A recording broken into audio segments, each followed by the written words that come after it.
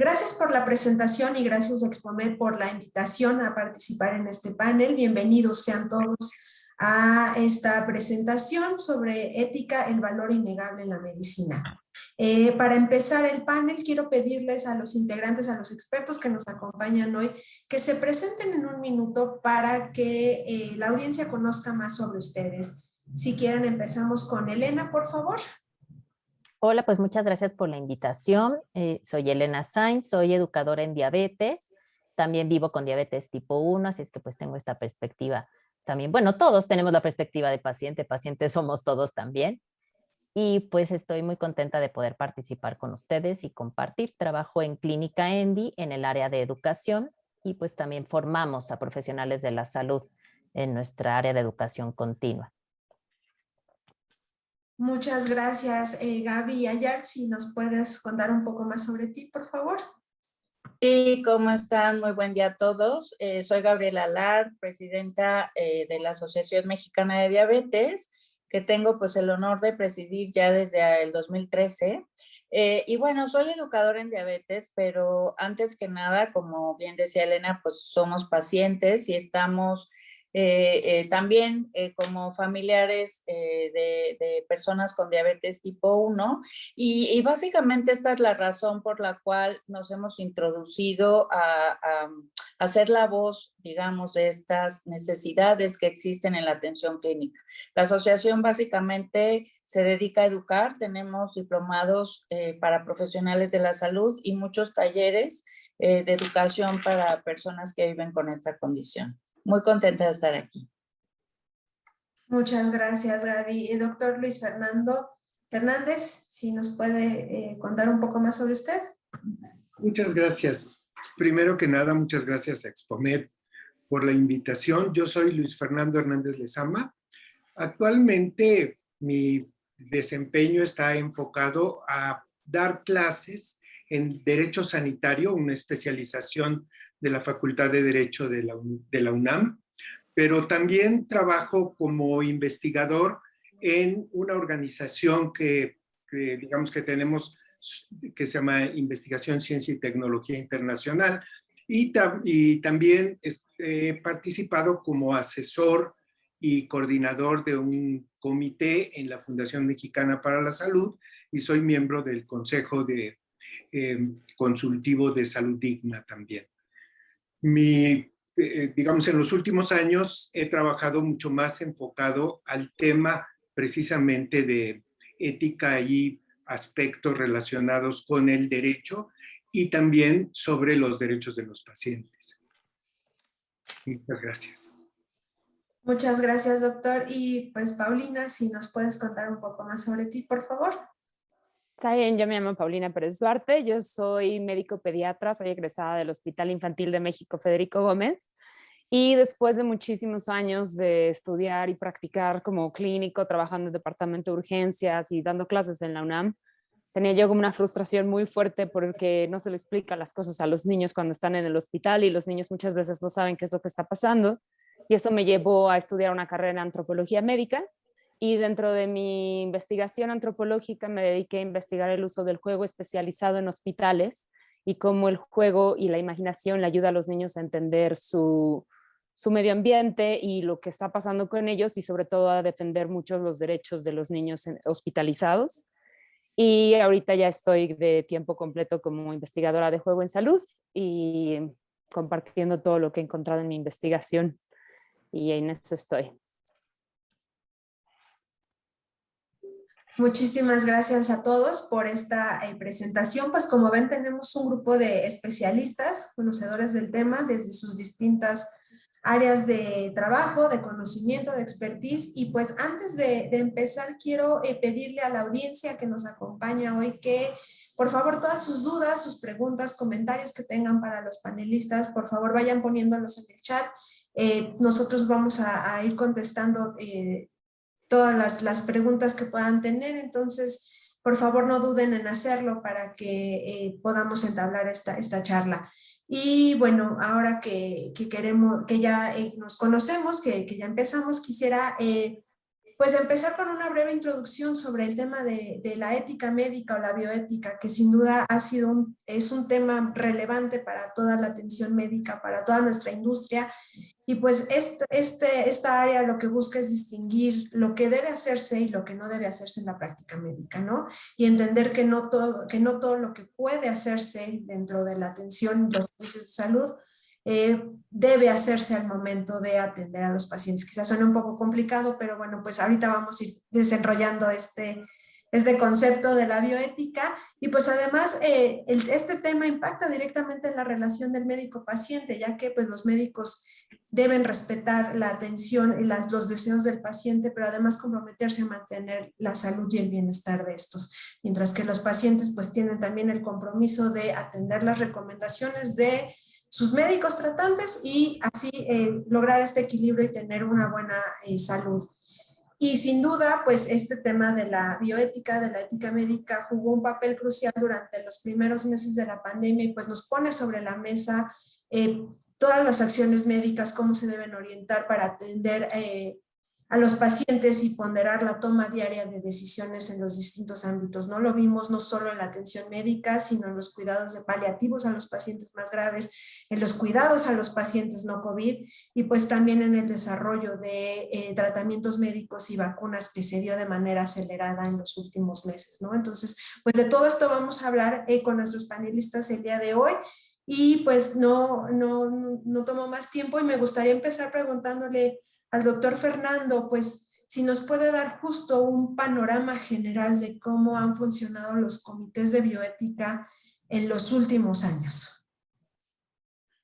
Muchas gracias. Sí, para, digamos, llegar a tener un poco esta idea general de la concreción en los comités de ética de la aplicación de principios sobre el comportamiento y sobre la responsabilidad que se tiene, quizá es muy importante, primero que nada, irnos a la historia, a la visión de por qué y en qué se basa esta condición y por qué en nuestros días hay tanta relevancia por el tema de la bioética. La primera cosa que hay que tomar en cuenta es que siempre el origen de la enfermedad ha estado relacionado con factores religiosos o de relación con el medio ambiente. De alguna manera, las primeras veces que se trataron de explicar los fenómenos de la enfermedad, estos fenómenos se veían como resultado del enojo de un ser superior o del hecho de que los seres humanos hubieran hecho algo mal y entonces estuvieran recibiendo de alguna manera una especie de castigo por su mal actuar, ¿sí? Esto trajo como consecuencia que los médicos en un principio en realidad fueran una especie de intermedio entre el sacerdote, el hechicero y el científico, ¿sí? Así han sido vistos a lo largo del tiempo. Y como ahora decimos, hoy quizá estamos en un medio en el que, digamos, nos sentimos mucho más cercanos de la ciencia, pero lo que no hay que olvidar es que cada uno de nosotros tiene, como resultado de del propio desarrollo de su sistema nervioso, tiene un cierto punto de más allá, ¿sí? O sea, nosotros tenemos como resultado de la conciencia el hecho de que somos parte de algo y ese algo está más allá de nosotros mismos, ¿sí? Entonces, por eso la relación de los seres humanos con el entorno, y ahora en la pandemia lo hemos visto, el estar aislados de pronto nos pone en esta situación de cuál es nuestro más allá. Hay quienes tienen mucho más amplia esta visión y hay quienes tienen mucho más restringida esta visión, pero es una condición netamente resultado del desarrollo.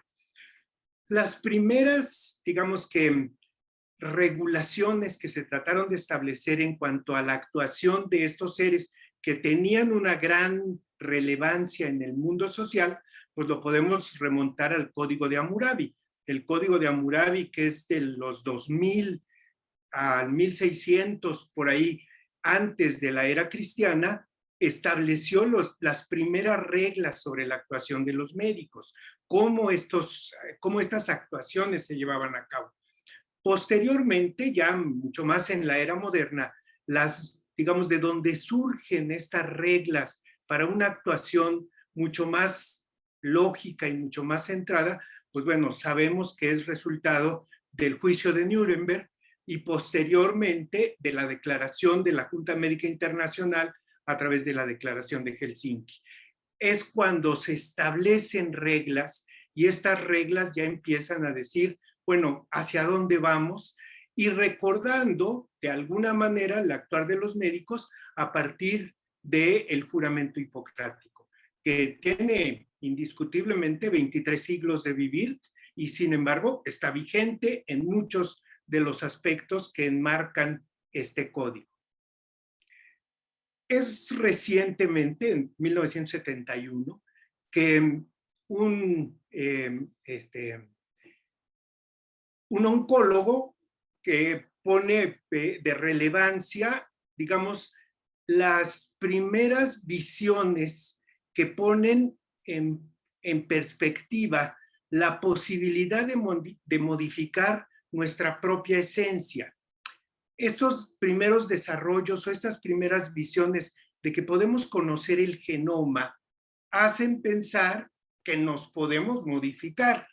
Y si nos podemos modificar, entonces tenemos que poner algún tipo de relación o de límites para lo que podemos hacer.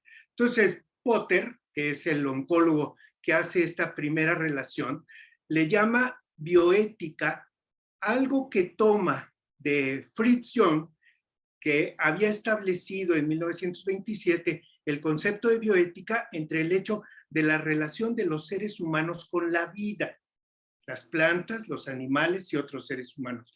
Potter en 1971 lo que dice es, tenemos que ver muy claramente que los hombres y las mujeres del planeta no son simples objetos de investigación, son seres humanos.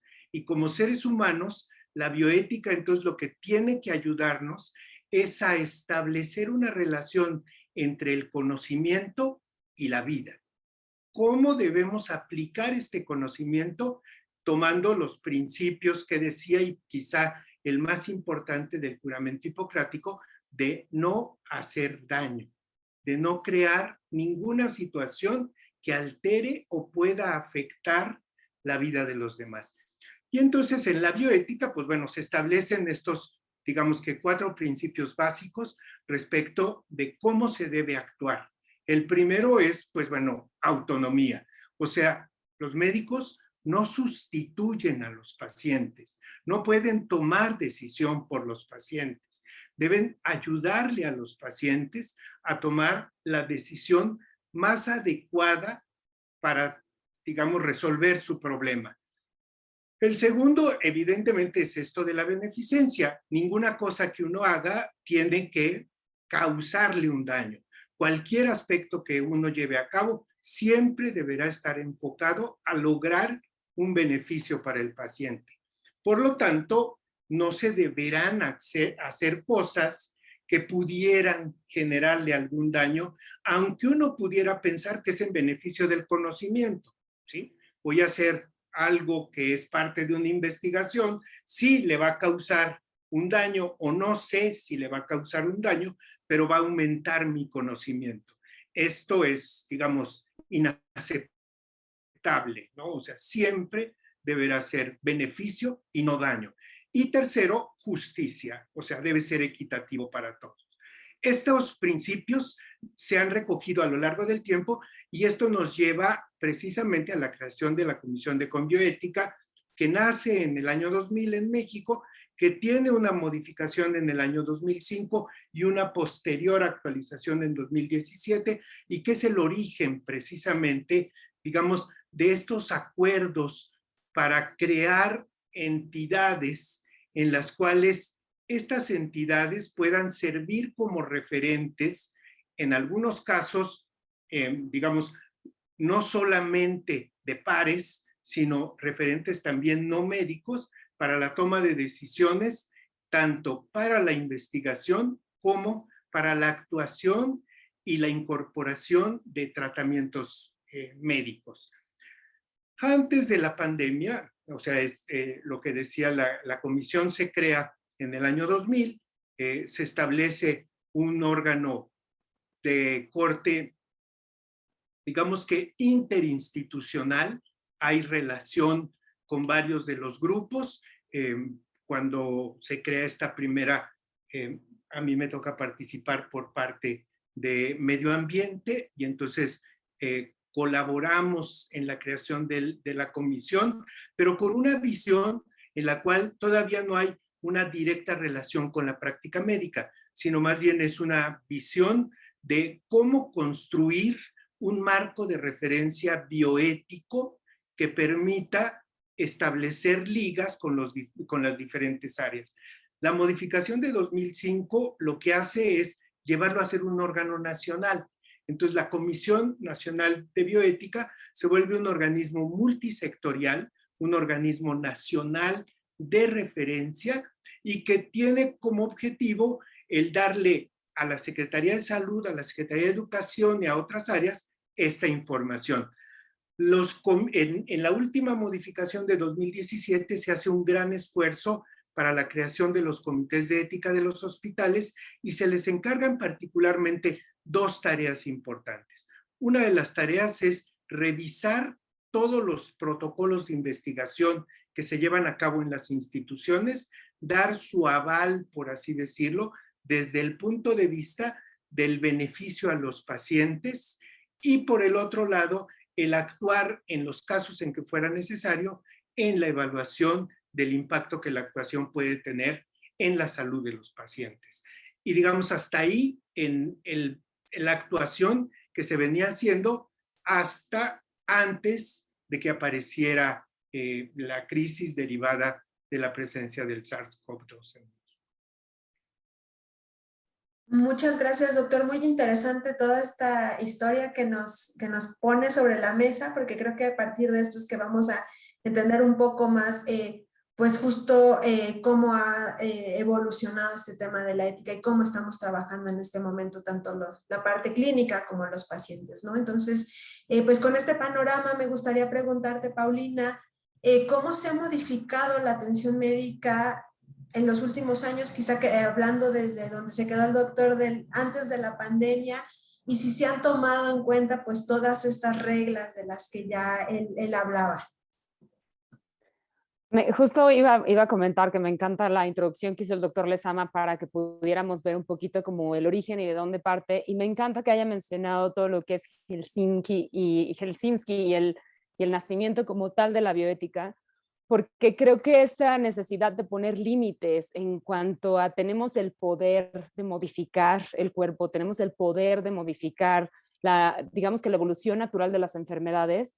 Entonces, la idea de poner un límite yo creo que es algo súper importante, pero también hay que estar muy conscientes que esos límites siempre van a estar modificados de acuerdo a nuestra cultura o de acuerdo a nuestro grupo social y en el ambiente o la época en la que nos desarrollamos.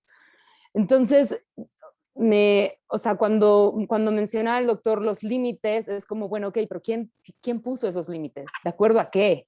¿No? O sea, ¿en qué creía la persona que puso ese límite? Entonces vienen todas esas cosas que se han ido modificando. O sea, hoy en día o sea, seguramente todos lo viven en casa, pero de repente como a las personas mayores dicen algo y los jóvenes es como, no, ya no puedes decir eso, es inapropiado, ¿no? Eso está mal, así de, no, ya no puedes usar ese término. Entonces, ese tipo de cosas van evolucionando y yo creo que en la práctica médica eso a mí me tocó verlo y la verdad lo disfrutaba muchísimo con mis residentes, ¿no? Y con mis estudiantes de la UNAM y mis residentes en el Infantil de México, porque había muchas cosas que era como el actuar y el así son las cosas y así se hacen. Pero hoy los residentes o los estudiantes de medicina y estas, o sea, bueno, me siento así como como si estuviera yo así, tengo 200 años, no, pero las nuevas generaciones los ves perfecto que están muchísimo más pendientes de cómo vamos a actuar.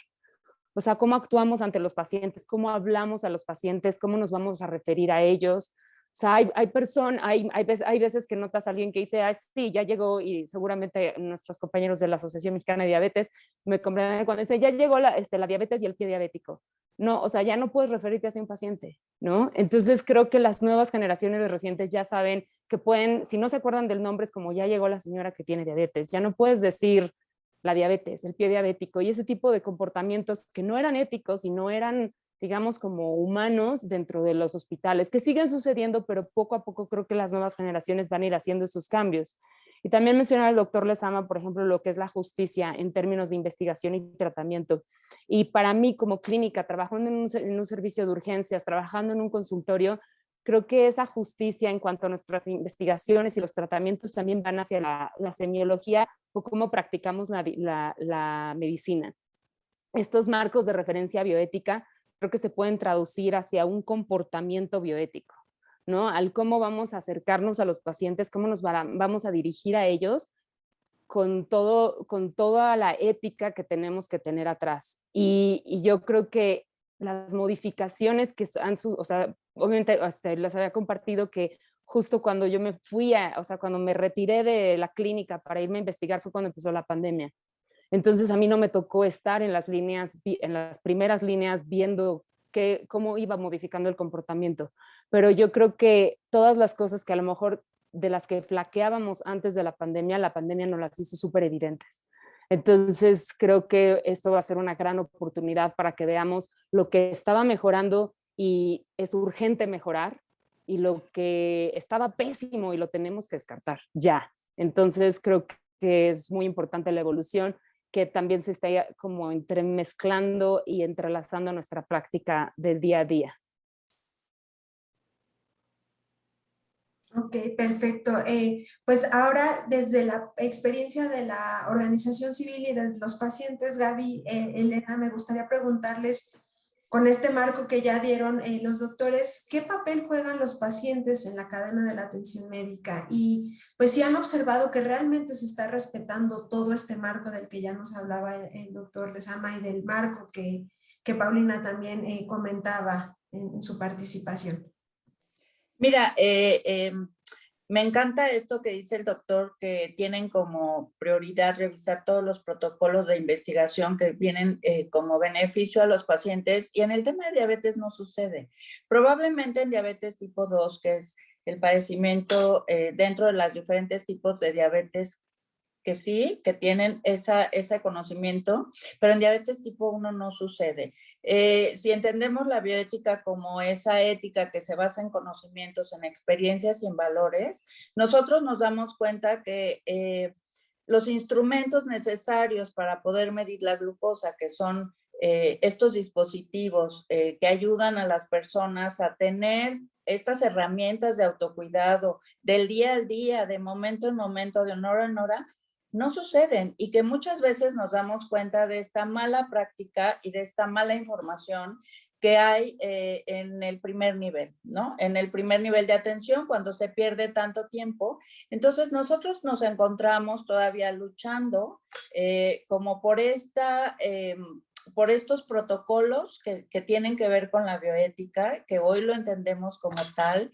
y que me encanta este tema porque creo que hoy ya es una necesidad que podamos hablar mucho más de esta corresponsabilidad que está dentro de los médicos, de conocer cuáles son todos estos esquemas y dárselos como información a las personas que viven con este padecimiento.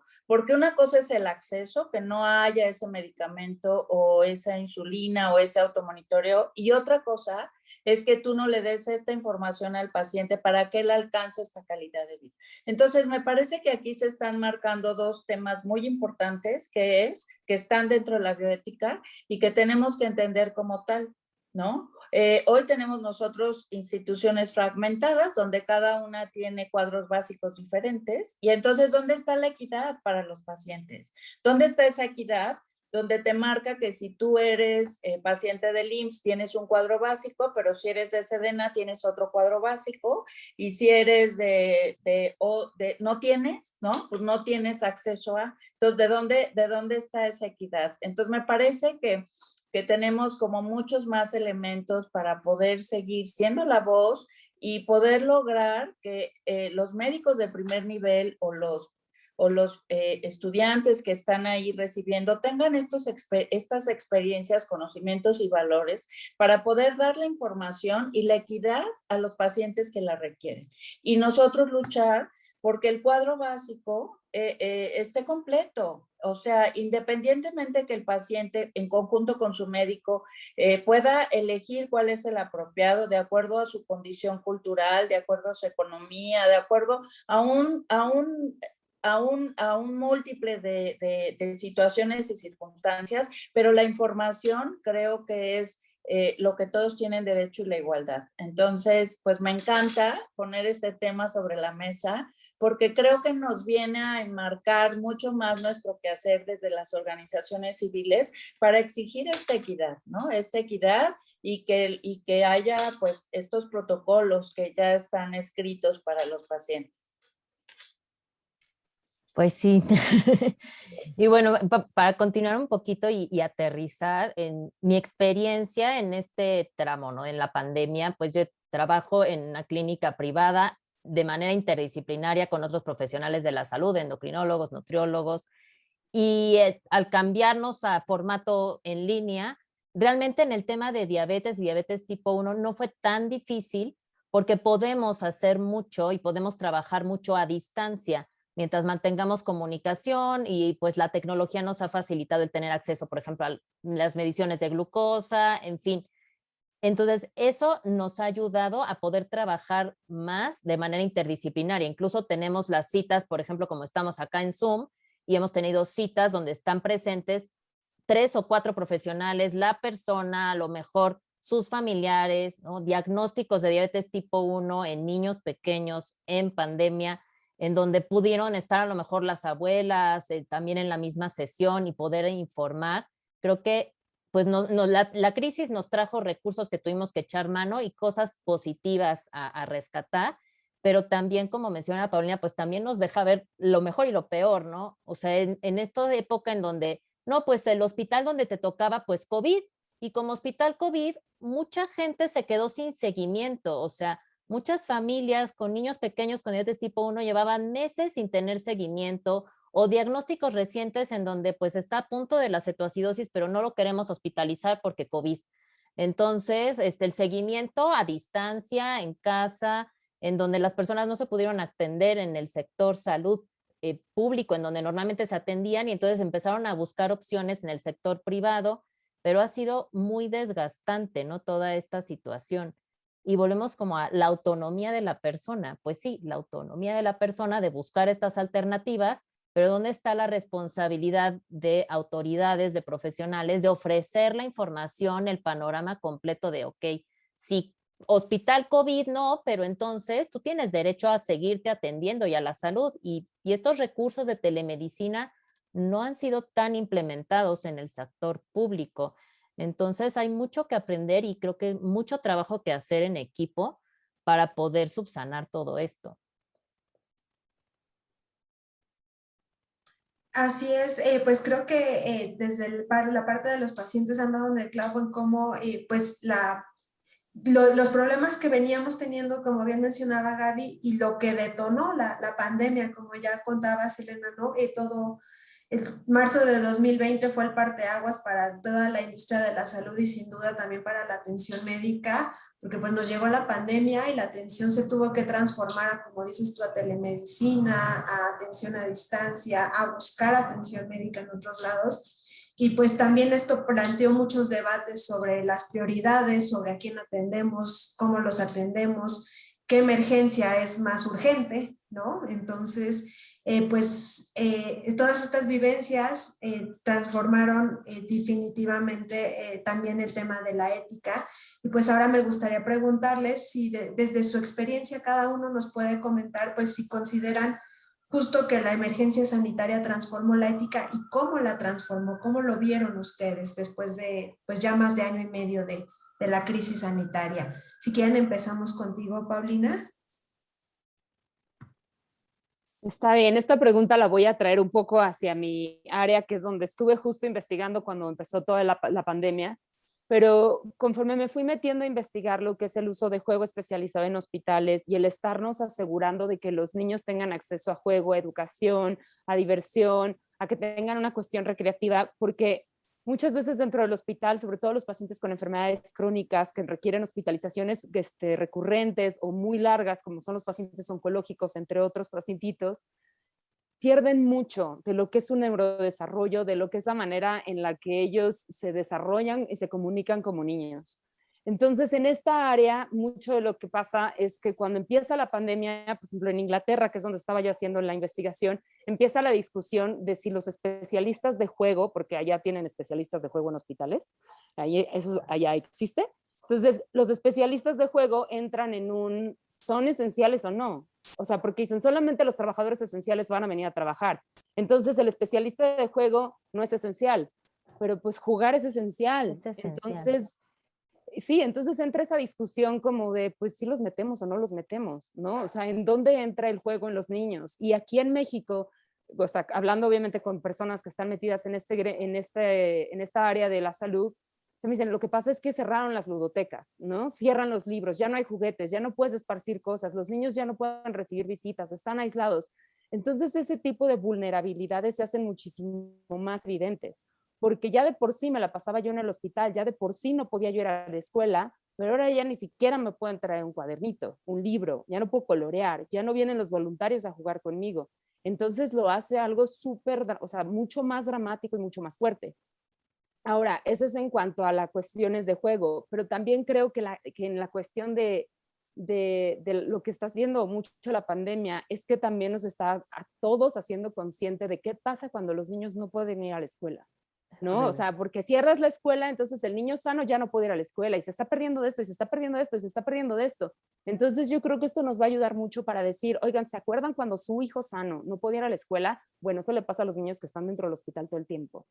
Entonces creo que nos va a ayudar muchísimo a crear diferentes conciencias de un niño hospitalizado. Es como un mundo aparte que no te pertenece. Pero cuando la enfermedad se sale del hospital y se esparce por el mundo, creo que nuestra conciencia cambia, ¿no? Ahorita ya todo el mundo se limpia las manos antes de tocar al bebé, ¿no? Antes iban todos, lo agarraban, le daban besos y yo como pediatra colapsaba, ¿no? Entonces yo creo que ahorita ya ha habido como mucho aprendizaje. Y otra cosa que como estas cosas como maravillosas que les puedo compartir de los que se ha encontrado durante la pandemia, es que por ejemplo en uno de los hospitales en Inglaterra tenían a los especialistas de juego en hospitales para los niños, pero por las cuestiones de COVID sacaron a todos los niños de un hospital y los mandaron a un lado, y en este hospital lo llenaron de adultos. Entonces estos especialistas de juego se quedaron como, pues ahora con quién juego porque ya no están los niños, ¿no? Entonces empezaron a trabajar con los adultos mayores. Entonces fue el descubrimiento, ¿no? Porque es Los como, adultos también necesitamos jugar.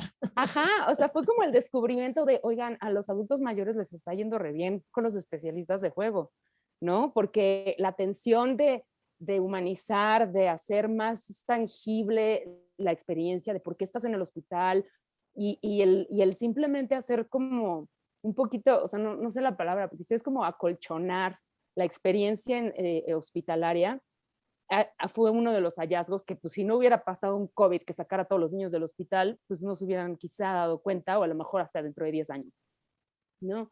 Entonces yo creo que sí es muy importante las cuestiones que vamos a aprender de la pandemia, porque si nos sentamos a quejarnos de la pandemia nos podemos quedar aquí todo el año a quejarnos, pero creo que es bien importante como profesionales de salud que entendamos las cosas buenas que han salido y ver las cosas que tenemos que aprender a valorar y las cosas que tenemos que cambiar, ¿no? Como decía Elena, o sea, el jugar es esencial y pues eso es mucho de lo que precisamente Elena y yo hemos discutido mucho, ¿no? Del traerle a los niños lo que es jugar en los hospitales, que entiendan qué es lo que les está pasando, que les expliquen por qué. Porque ahorita ya todos estamos vulnerables a, en una de estas alguien me tose y acabo en el hospital, aislado, solo, sin que me presten ni un teléfono, ni un libro, ni nada, porque tengo que estar aislado.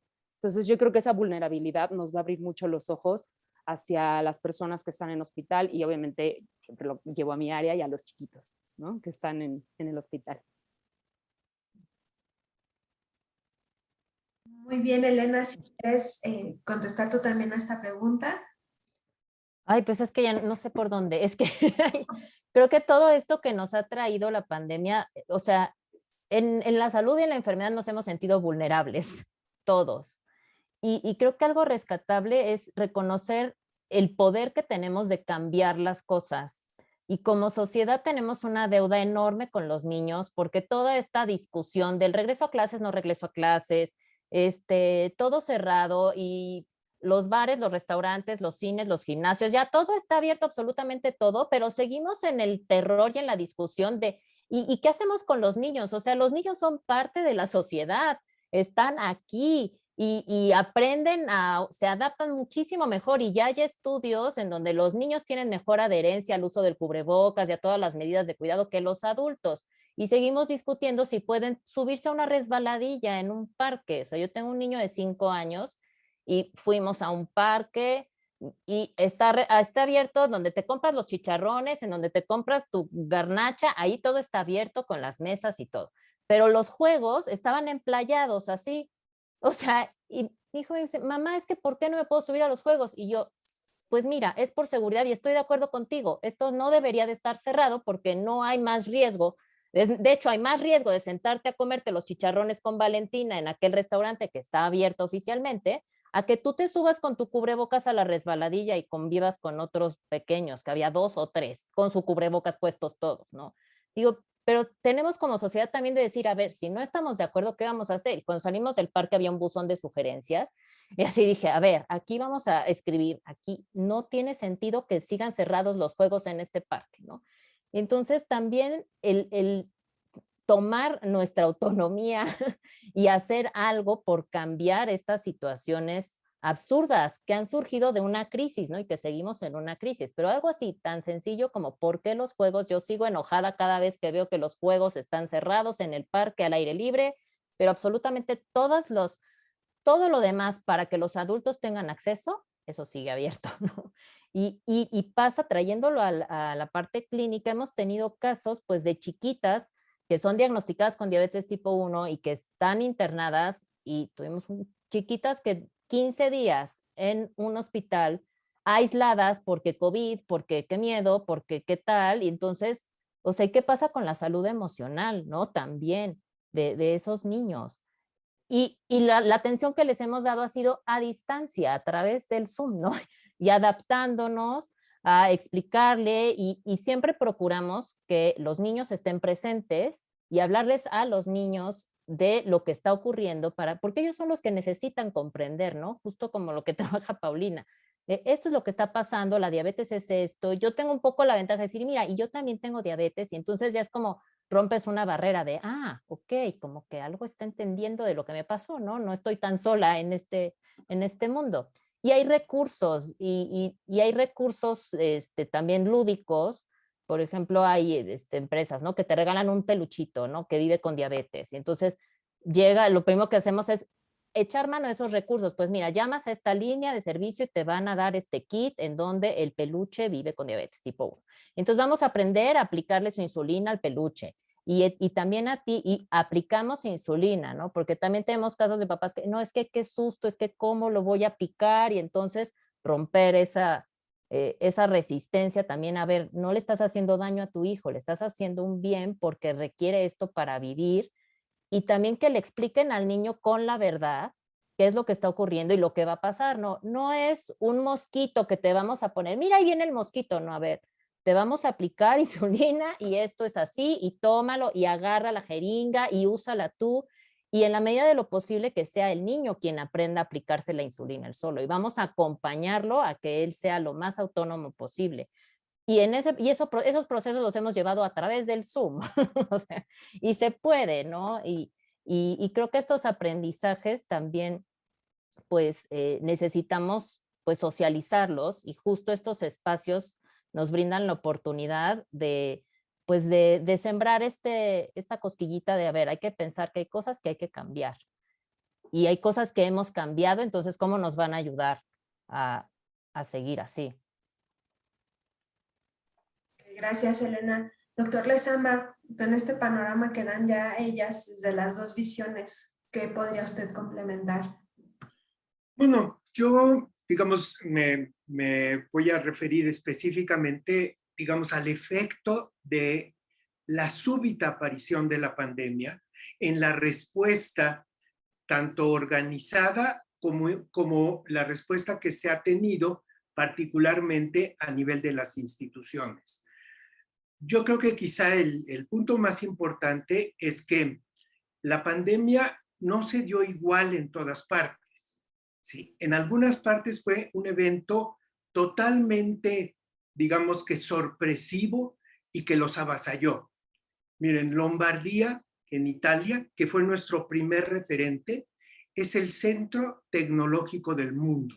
¿Sí? Es el lugar con el mayor potencial de desarrollo tecnológico y de desarrollo desde el punto de vista de la economía de Europa. Tenía una infraestructura hospitalaria de primer orden, una serie de hospitales repartidos en diferentes regiones con 50 camas cada uno de ellos. Para la región estaba en exceso, o sea, ellos estaban completamente, digamos que libres de cualquier presión. Pero de pronto esos hospitales se vieron demandados por la necesidad de darle atención a 300 gentes al mismo tiempo.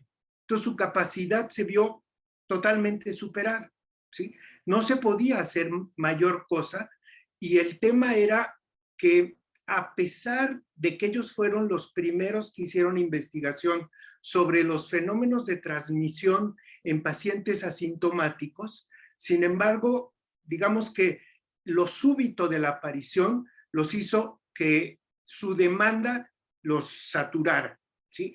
Y los médicos, obviamente, ante el hecho de no tener un sistema, como en el caso de los trasplantes, que tenemos una lista y que esa lista se configura por prioridades, y entonces los órganos disponibles se mandan a diferentes lugares dependiendo de la lista. Aquí no había forma de decir, bueno, a quién le damos el respirador y a quién no. Y no solo eso, se necesita el respirador, pero es lo único que tenemos. ¿Sí? Entonces, esto se volvió como la obligación, por así decirlo, y un poco la responsabilidad de decidir por parte de un especialista que ni siquiera era especialista en la enfermedad, porque nadie sabía nada de la enfermedad. Entonces, de pronto, pues tú decides a quién se lo das y a quién no. ¿Sí? Y esto creó un fenómeno, digamos, muy grave desde el punto de vista también de la ética del médico, porque el médico se sentía muy preocupado porque, bueno, ¿debo salvar a un joven que tiene toda la vida por delante, o debo salvar a una persona mayor a quien le debo que yo esté aquí, porque él hizo en lo que yo estoy ahora aquí? ¿Sí? Entonces ese conflicto creó mucho esta idea. Yo no sé si, digamos, si la razón o si la manera en que afectó es diferente, pero hay casos de otros países, como por ejemplo Nueva Zelanda, del que todos hemos oído, que Nueva Zelanda lo que hizo fue decir, ¿saben qué? Cerramos las fronteras. Ya nos dimos cuenta que viene de fuera, entonces cerramos las fronteras. No podemos encerrar a toda la gente, pero lo que vamos a hacer es que vamos a hacer cuarentenas al estilo de los lazaretos del siglo XVI o del siglo XIV, después de pandemia de peste, en el cual lo que hacemos es, la persona que llega, le hacemos las pruebas y si vemos que esta persona tiene riesgo, ya sea porque está presente la enfermedad o porque viene de una zona con una alta incidencia de la enfermedad, lo aislamos 15 días y no aislamos a la comunidad, no cuarentenamos a la comunidad, sino aislamos los casos sospechosos. Vietnam lo hizo también así, Corea lo hizo también así, Bután lo hizo también así, y su mortalidad es menor a 1000 casos. ¿Sí? O sea, ¿qué pasó? Bueno, a lo mejor actuaron un poco atrás y se dieron cuenta de que esto era una forma de contener y de no verse rebasados en sus hospitales, porque uno, no les podían garantizar que el tratamiento hospitalario los fuera a salvar, y dos, porque al tener presión en el sistema hospitalario nos iba a pasar lo que ustedes han comentado, que dejamos a la población que ya de por sí tiene necesidad de otros tipos de atención, la dejamos desamparada. Y ni resolvemos el caso de los que nos llegan por la pandemia, ni tampoco mantenemos en las condiciones ideales al resto de la gente que está necesitando de la atención cotidiana y la atención continua de sus padecimientos. Y como bien dicen, digamos, uno de los temas que quizá también se ha vuelto más importante es que la alta incidencia del contagio en los médicos y la mortandad en los médicos viene acompañada también de una alta incidencia de trastornos afectivos y de suicidios, porque los médicos se han visto, y el personal de salud en general, se ha visto en muchos casos ante este hecho de decir, es que a lo mejor lo podía haber salvado, pero ya no había oxígeno, pero ya no había respiradores, pero no tenía medicamentos, pero no tenía forma de llevarlo a la unidad de medicina crítica, ¿sí? Entonces, este fenómeno, digamos, sí nos ha puesto en una posición en la que es necesario totalmente el replantearnos este hecho de decir, la pandemia, como bien decía la doctora Mendiola, la pandemia puso de relevancia muchas de las cosas en las cuales, pues por más que digamos que estamos en el siglo XXI, que sabemos mucho de tecnología, que tenemos digitalizado todo el entorno en el que nos movemos, que el Internet de las cosas nos deja hacer hoy mil maravillas, la verdad es que ante ciertos fenómenos que nos vienen de improviso, pues no tenemos forma de responder y somos vulnerables ante esos hechos. Ahora, seguramente vamos a vivir un fenómeno que es el de las secuelas.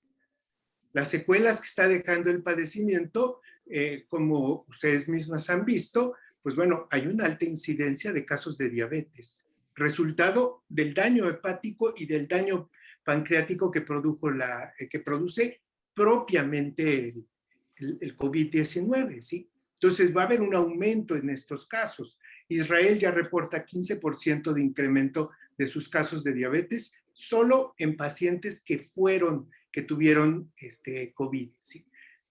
Eso es un conocimiento nuevo que tendremos que ver cuál fue la relación, pero o sea, lo que quiero ir es al hecho de decir, si el fenómeno que nos llegó tan de improviso puso en duda algunos de los enfoques que teníamos previstos para resolver ciertos tipos de problemas, puso en duda también, o está poniendo en duda también la manera en que podemos responder, porque no es una respuesta individual. O sea, los médicos solos, individuos, los enfermeros solos, los químicos solos, individuos, no tienen ninguna capacidad que les permita resolver estos problemas. Esto tiene que ser resultado de la acción, digamos que coordinada del grupo, de la sociedad y de alguna manera del modelo con el que respondemos. Sí, sí, Pau. Antes de pasar contigo, Gaby, si quieres responder a esta pregunta que teníamos y ahorita podemos tener un pequeño espacio para comentar esto. Creo que todos tienen algo que aportar en este sentido. Entonces, Gaby, primero contigo y regresamos con los demás. Sí, mira, pues yo me quedo con varias cosas que son como muy importantes de resaltar. A mí me parece que perdimos de foco que la diabetes estaba ya como dentro de la pandemia, digamos, ya estaba diagnosticada como una pandemia sin estrategia de atención, ¿no? Entonces se juntan estas dos pandemias y lo que vive la persona con diabetes es un terror de decir, tienes diabetes, pues te vas directo al hoyo, ¿no? Porque ya no sabes si es la prevención, el tratamiento, la consecuencia de este padecimiento, de COVID que vino a sumarse con este problema metabólico. Entonces, a mí me parece que es ética y estrategia ver cómo se nos salió de las manos, y digamos así, porque todos somos corresponsables, y perder de vista algo que ha estado en el mundo entero, ya necesitando una estrategia diferente.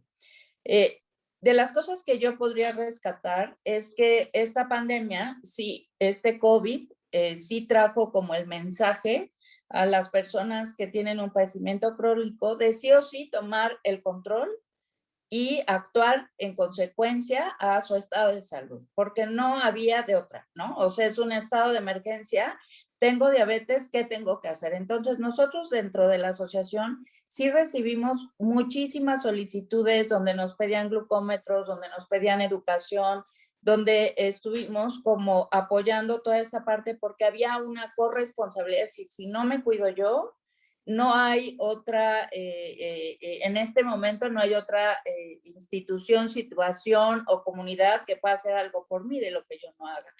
Pero hemos perdido de vista que vamos caminando como a ciegas con esta falta de visión de estrategias, cuando en realidad el costo para el paciente, el costo para la familia, el costo para la sociedad, el costo público es altísimo, ¿no? Entonces, me parece que sí es un momento donde la ética tiene que entrar en todos los sentidos y darnos cuenta que la calidad de vida pues depende de muchas cosas y que la educación no es solo en las escuelas, sino que tenemos muchas oportunidades de educar todos los días, que es lo que nosotros muchas veces les decimos a las mamás, por ejemplo, que entendemos la dinámica de lo que es estar en casa, pero que también hay oportunidades de aprender muchísimas cosas o de enseñar muchísimas cosas en casa. O sea, estamos intentando hablar de segmentos cuando en realidad deberíamos de hacer una unificación del aprendizaje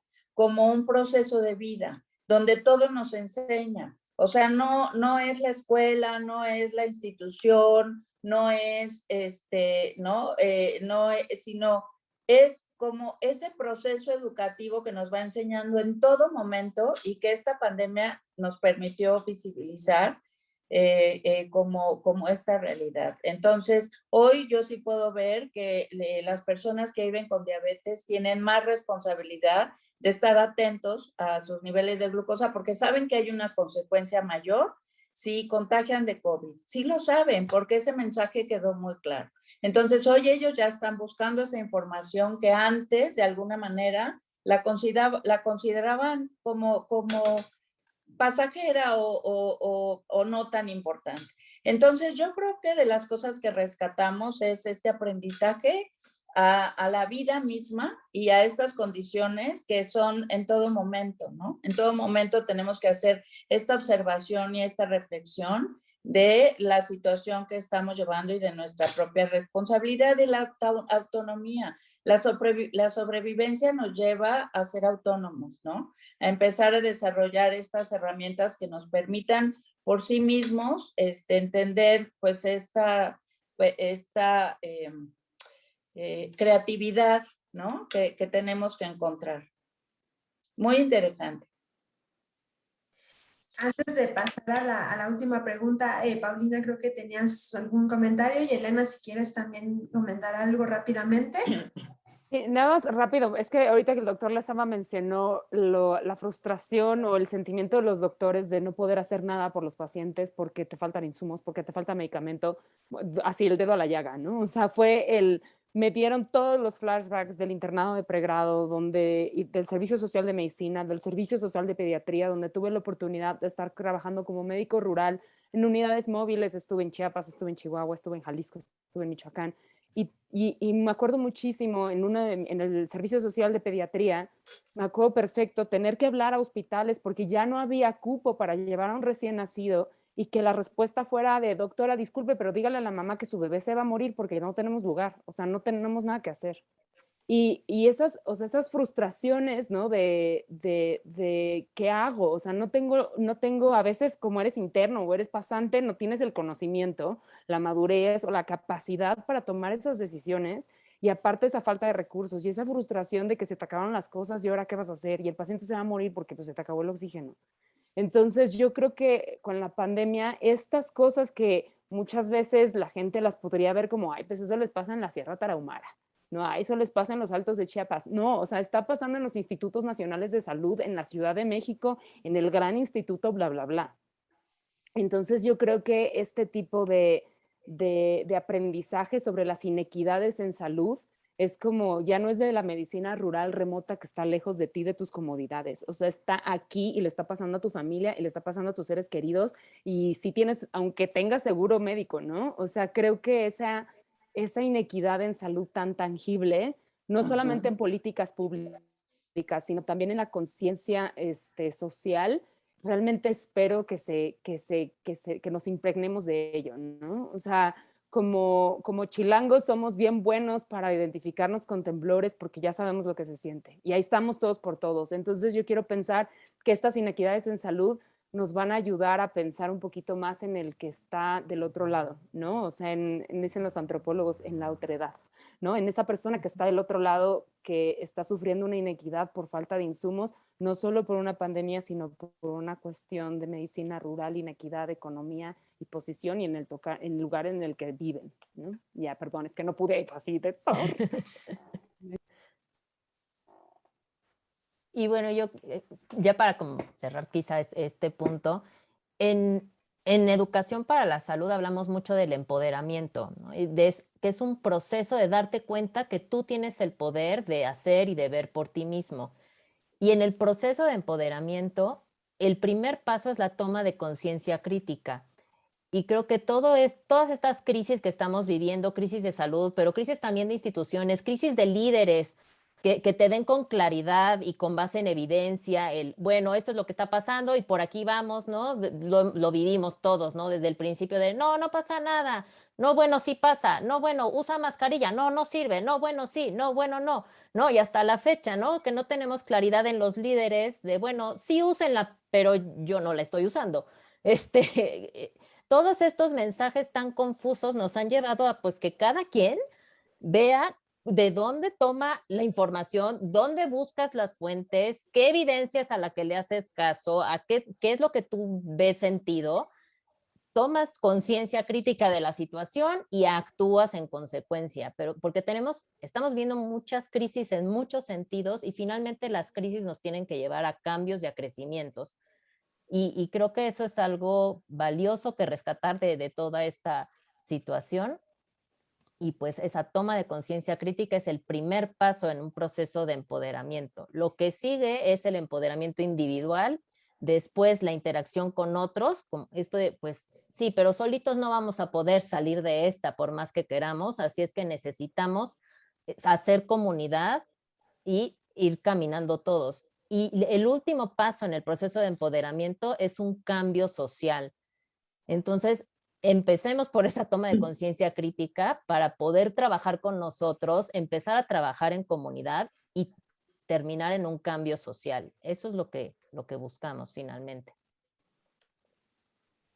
Pues creo que han hecho un análisis desde distintas perspectivas sobre el impacto que tuvo la pandemia en el tema ético. Ya mencionaba Gaby el impacto en los pacientes, el doctor hizo un recuento increíble de cómo los médicos vivieron pues toda esta emergencia. Elena y Paulina también nos contaban el impacto en los niños. O sea, finalmente todos nos vimos impactados y creo que ahorita Elena lo resumía muy bien en cómo estos cambios tienen que darse paulatinamente, y esta era la última pregunta que tengo yo para ustedes, es sí, ¿qué cambios necesitamos, tanto en la parte ética, en la bioética y como comunidad? Creo que Elena y el doctor Lezama coincidían muy bien en que no lo vamos a poder hacer solos, no como individuos, ¿no? Los médicos tienen que trabajar con sus grupos médicos, los pacientes también con ustedes, asociaciones, ustedes educadoras, pero al final del día estos dos grupos tendrán que conjuntarse para poder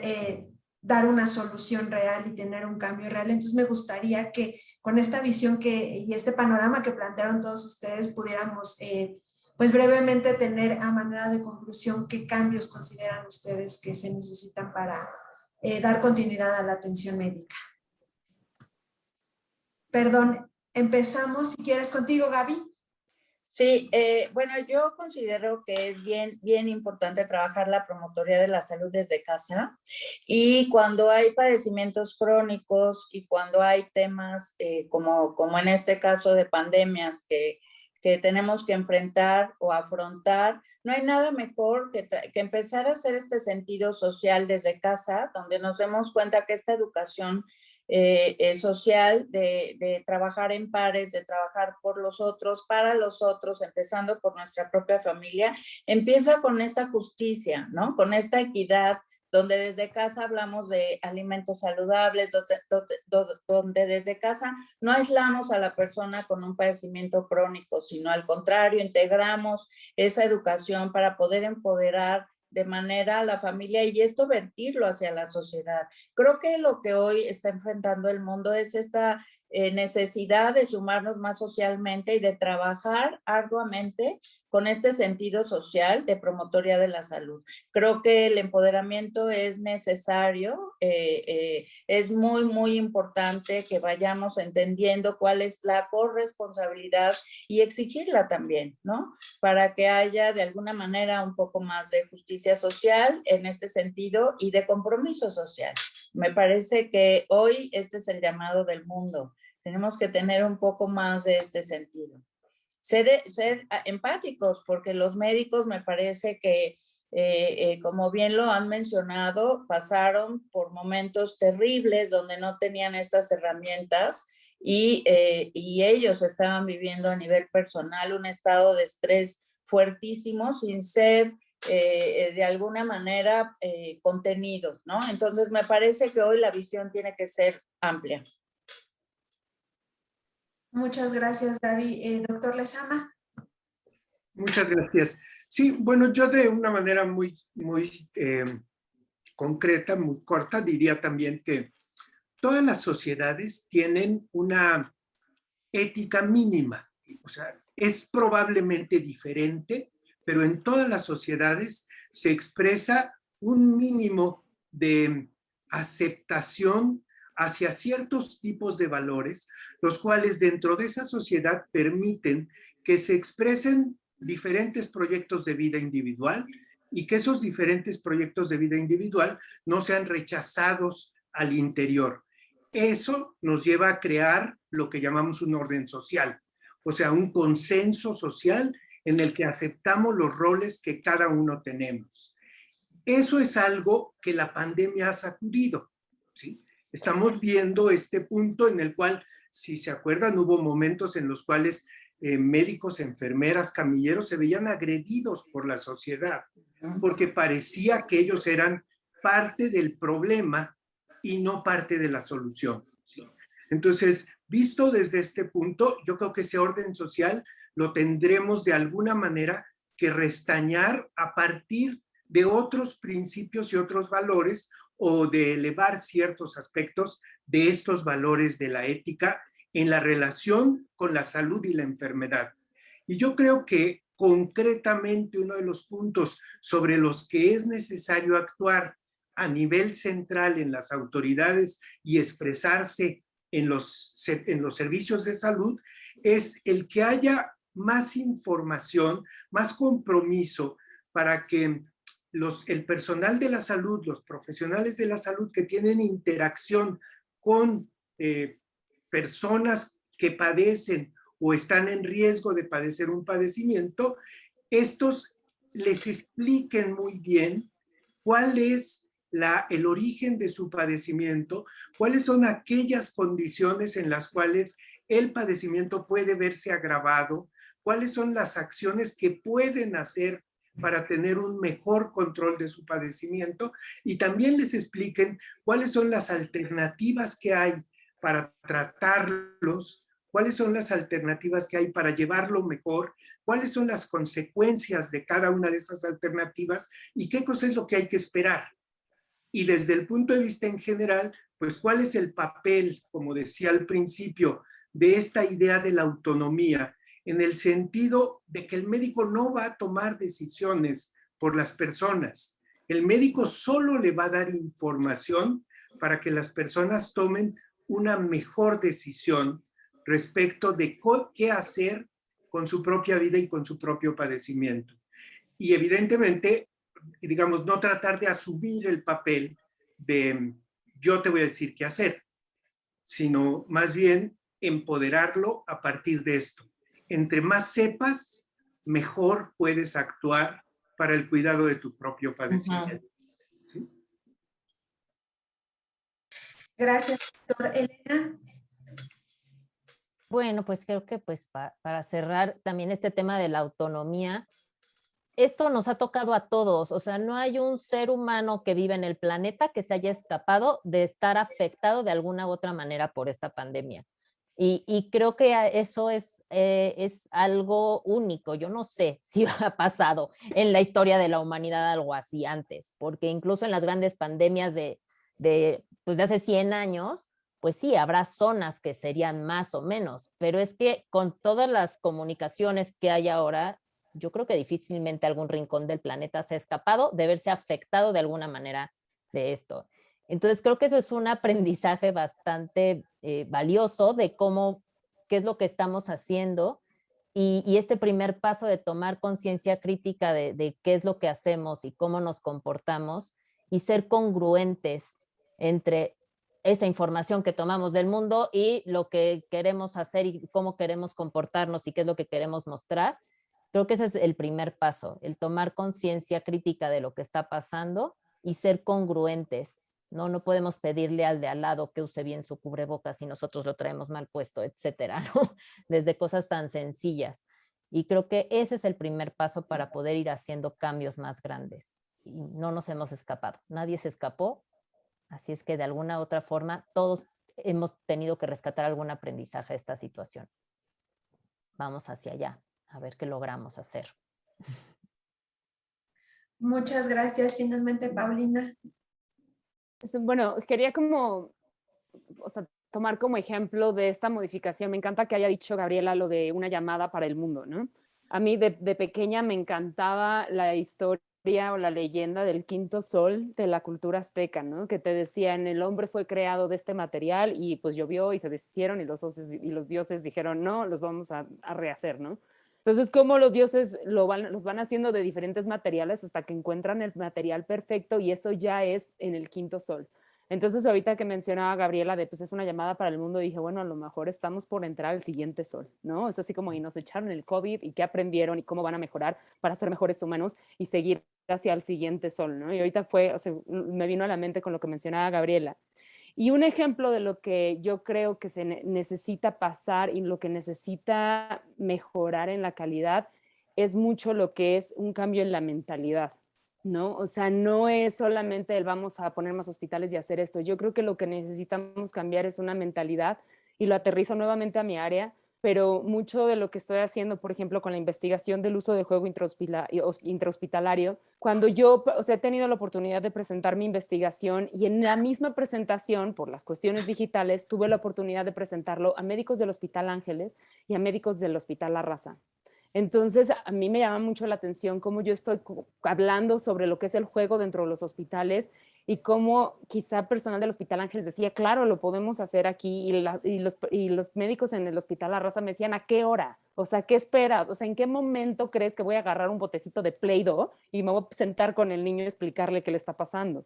Y lo entiendo, porque yo trabajando en un instituto nacional, pues yo también sé lo que es tener los niños hasta acá, abrir la puerta que llegue otro niño y querer llorar. Literal, irte a esconder así de ya no puedo ni un niño más, por favor, ¿no?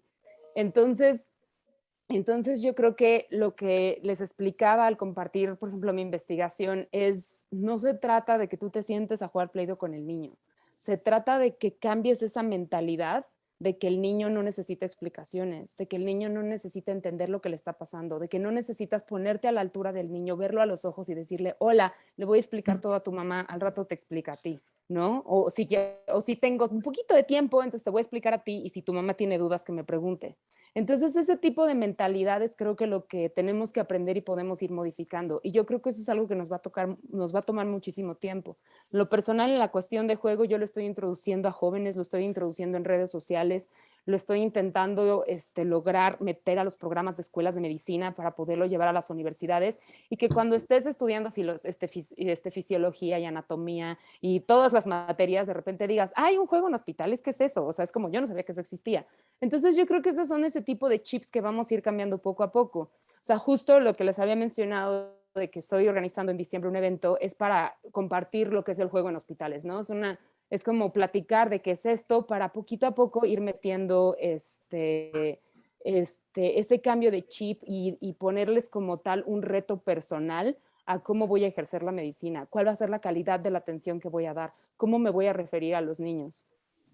Tuve la oportunidad de participar con la Asociación Mexicana de Diabetes en el campamento Tonali, que es un campamento que hacen para los niños con diabetes, para que aprendan lo que les está pasando. Y una de las pequeñitas, no sé si Elena lo recuerdes, pero una de las chiquititas me preguntaba, ¿y cómo le vas a hacer para traer el juego a México si no lo tenemos aquí? O sea, si lo tienen en otros países, ¿cómo le vas a hacer para traerlo? Y me acuerdo que, o sea, dije, es una chiquitina, que no sabemos la edad porque estaba disfrazada de fantasma, pero más o menos tendrá unos 10, 12 años, y es como eso, es cómo lo vamos a hacer. O sea, y esa pregunta tan sincera de ¿y cómo lo vas a lograr? Dije, pues es que yo no voy a lograr traerlo, yo no voy a lograr cambiar la mentalidad. A mí me toca decirles a todos que esto existe. A mí me toca recordarles que puede haber, como decía Elena, un cambio, ¿no? Que tenemos la capacidad de cambiar, que tenemos la capacidad de hacernos de diferente material, ¿no? De tener el siguiente sol. Entonces, yo creo que una tarea muy fuerte que tenemos que hacer de concientización, de ir cambiando esas mentalidades lentamente para que quizá en 20, 30 años veamos el resultado de lo que aprendimos de la pandemia.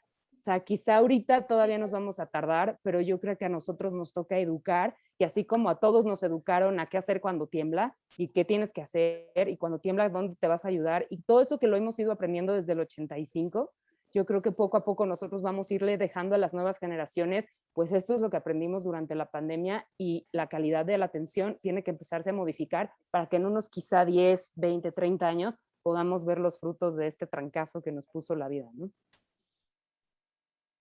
Ok, pues muchísimas gracias a los panelistas y a toda la audiencia que nos acompañó hoy en esta charla tan interesante. Sin duda se quedan muchos temas sobre la mesa para análisis, tanto del lado del paciente como del lado de los médicos. Yo espero que todos los que nos acompañaron reflexionen sobre esto y compártanos sus dudas, sus comentarios sobre la charla que tuvimos el día de hoy a través de las herramientas de la plataforma. No duden en contactar a los panelistas, sus nombres, sus perfiles están con los nombres que ven aquí. Entonces, por favor, cualquier duda, comentario, no duden en buscarlos, y estamos todos listos para seguir conversando. Muchas gracias a todos los que nos acompañaron en este panel. Sigan navegando por la plataforma de Expomed 2021 y disfrutando de las conferencias de este evento digital. Nuevamente, gracias Gaby, Elena, doctor Lezama, Paulina, gracias por esta interesante charla. Gracias a ustedes. Gracias a ustedes. Muchas gracias.